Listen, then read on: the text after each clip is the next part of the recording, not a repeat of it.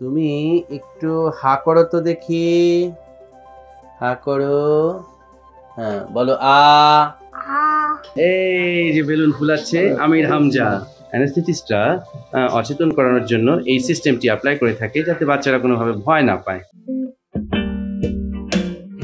আমির হামজা হা করার সাথে সাথেই আমরা দেখতে পাচ্ছি তার গলার মধ্যে টনসিল বিশাল বড় হয়ে গেছে। ওর মধ্যে আপনি কি কি কষ্ট খেয়াল করেন? যদি একটু দৌড়াদৌড়ি করে অনেক হয়ে যায়, হাঁপাইতে থাকে। তারপর কিছুক্ষণ পর বলে ঘামলে ঘামা যায়, ঘামার পর বলে আমার গলা ব্যথা করে। মাঝে মধ্যে খাইতে চায় না, খাওয়া গলা ব্যথা বলবো। আর একটু ঠান্ডা বেশিরভাগই লেগে থাকে, ঠান্ডা লাগলেই ওর নিঃশ্বাস ছাড়তে কষ্ট হয়, খাওয়া দাওয়া করতে কষ্ট হয়। আচ্ছা, ওর কি কোনো কানের সমস্যা আছে? হ্যাঁ, কানে একটু কম শুনছে। সো ভিউয়ার্স, আপনারা খেয়াল করছেন যে আমির হামজার মধ্যে কি কি সমস্যাগুলো কমন, অর্থাৎ যে সমস্ত বাচ্চারা এডিনো টনসিলাইটিসে আক্রান্ত তাদের প্রত্যেকেরই কিছু কমন ফিচার্স বা উপসর্গ দেখা দেয়। তার মধ্যে এইভাবে হা করে ঘুমানো, নাক ডাকার শব্দ, ঘন ঘন ঠান্ডা লাগা, কাশি হওয়া, গলা ব্যথা করা, গিলতে সমস্যা, খেতে সমস্যা, শ্বাস নিতে সমস্যা, দম নিতে সমস্যা, এবং এ ধরনের বাচ্চাদের কিছু কমপ্লিকেশনও কিন্তু অ্যারাইজ করতে পারে। বিশেষ করে যদি মধ্যকর্ণে প্রদাহ হয়, সেখান থেকে কানের ব্যথা, কানের শ্রবণ ক্ষমতা কমে যেতে পারে। দেখা যাচ্ছে যে যদি এডিনয়েড অর্থাৎ গ্রেড 4-এ চলে যায়, ধরনের বাচ্চা ধীরে ধীরে ধীরে ধীরে কিন্তু তাদের বুদ্ধিমত্তাটার দিক দিয়ে পিছিয়ে যায়। আমরা ওর পরীক্ষা নিরীক্ষা সম্পন্ন করেছি এবং সব কিছুকে আমরা বিবেচনা করে সিদ্ধান্ত নিয়েছি ওর একটি অপারেশন করার, আর সেই অপারেশনটির নাম হচ্ছে এডিনো টনসিলেক্টমি। এই যে বেলুন ফুলাচ্ছে আমির হামজা। আসলে এই যে বেলুনটা বেসিক্যালি এটা বেলুন নয়, এটা আসলে আমরা বলছি অ্যানেস্থেসিয়া মেশিনের একটি পার্টস, যেখানে আসলে অক্সিজেন পাম্প করে করে ফুসফুসে দেওয়া হয়। হ্যাঁ, সেই জিনিসটি এবং একটি মাস্ক রয়েছে। অ্যানেস্থেটিস্টরা অচেতন করানোর জন্য এই সিস্টেমটি অ্যাপ্লাই করে থাকে যাতে বাচ্চারা কোনোভাবে ভয় না পায়। ইতিমধ্যে অপারেশন শেষে সে পোস্ট অপারেটিভ রুম থেকে সে এখন কেবিনে এসেছে। আমি এখন ফলো আপ এসেছি। আসার পর দেখলাম যে আমির হামজা বসে আছে। হ্যাঁ, সে তার সঙ্গে কিছুক্ষণ কথা বললাম। খুব সুন্দর করে সে কথা বলতে পারছে। আমির হামজার বাবা আছে, মা আছে। হ্যাঁ, তো তাদেরও অনেক সংশয় ছিল।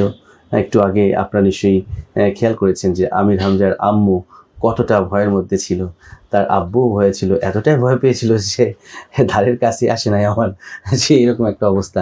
তবে সাহসী বালক এই আমির হামজা, ওর এত সাহস, অপারেশন থিয়েটারে সে এক ফোঁটা কান্নাকাটি করেনি। হ্যাঁ, সে ওই একটা বেলুন ফুলাইছিল, তুমি না, এই ছিল তোমার টনসিল আর এটা ছিল এডিনয়েড, এইগুলো ছিল তোমার শত্রু, এইগুলো থাকার ফলেই তোমার এতদিন কষ্ট হয়েছে, বুঝছো? তোমার আর এখন কোনো কষ্ট হবে না। আমরা প্রথমে ফার্স্ট ডায়েট হিসেবে বাচ্চাদেরকে আইসক্রিম খাওয়াই। এটার পেছনে কারণ হচ্ছে যে আইসক্রিম খেলে পরে আইসক্রিম যে ঠান্ডা, এটা ভ্যাসোকনস্ট্রিকশনে সহায়তা করে। একটু খাও, ভেরি গুড। হ্যাঁ ভাই, একটু খাওয়াই দেন তো দেখি। এবার আমির হামজার আব্বু খাওয়াবে আইসক্রিম। আব্বুর কাছ থেকে এই মুহূর্তে আইসক্রিম খাবে আমির হামজা। হ্যাঁ, আচ্ছা, গুড, ভেরি গুড। এইবার খাওয়াবে আম্মু। হ্যাঁ, খাওয়াই দেন। আসলে বাচ্চাদেরকে খাওয়ানোর টেকনিকটাও কিন্তু অবলম্বন করতে হবে।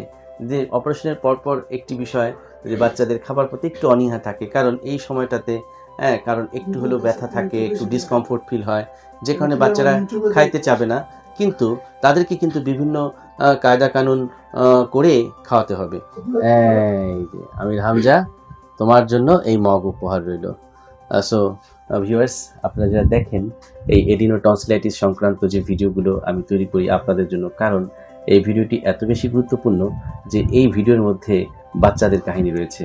কারণ এই রোগে সাধারণত বাচ্চারাই আক্রান্ত হয়, 3 থেকে 13 বছরের বয়সের বাচ্চারা। অতএব আপনার সন্তানের সুস্থতার জন্য আপনাকেই সঠিক সিদ্ধান্ত নিতে হবে। কখন কোথায় আপনি চিকিৎসককে দেখাবেন, সেরকম একটি দিক নির্দেশনা আপনি পাবেন। আশা করছি যে এই ভিডিওটির মাধ্যমে আপনারা সচেতন হবেন। আপনার সন্তানের জন্য হলেও, আপনার স্বজনদের জন্য হলেও ভিডিওটি শেয়ার করে অন্যদেরকে জানবার সুযোগ করে দিবেন। Thank you very much for watching this video.